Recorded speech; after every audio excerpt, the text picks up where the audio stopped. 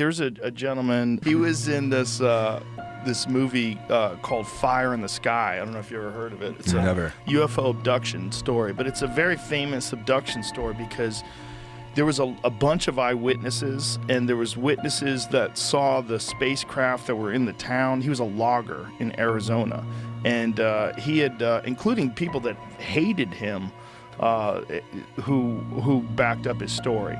So they saw something in this area where they were logging. There had been sightings, like multiple sightings of UFOs in the past.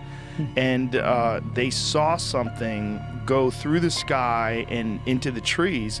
And they pulled the truck over. This guy, Travis Walton, who was a young guy at the time, he's in his early 20s, jumps out of the car, runs over to this thing, and there's a flying saucer, like a classic flying saucer that's hovering over the ground.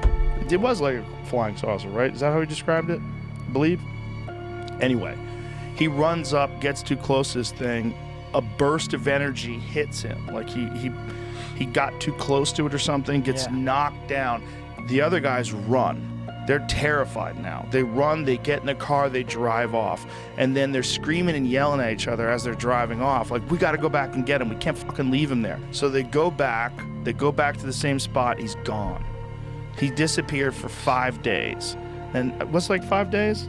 I hope I'm not fucking this up. So 5 days later, he shows up in town, calls someone on the cell phone, calls the police, tells them his story. There's recordings of him calling the police and telling his story.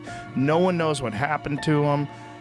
5 days, no food, no water, and his story was that they took him aboard this spaceship and repaired him, that he got damaged by this burst of energy that came off of this spaceship, and that they repaired him, and that he communicated with these beings. And these beings are what everybody describes as these classic gray aliens. These things with these big heads and these large eyes, and there was different types of creatures that were on this spaceship too. But that poor fucking guy, for the rest of his life, now he's like in his 60s, maybe 70s, and that's him. He came on the podcast, very nice guy, but now he's the fucking wacky UFO guy for the rest of his life. Like Travis Walton could have been a normal guy and had a normal life and never experienced that. Like, would you rather be the person who has the unique experience that nobody believes, or never have that experience where you could just live a normal life?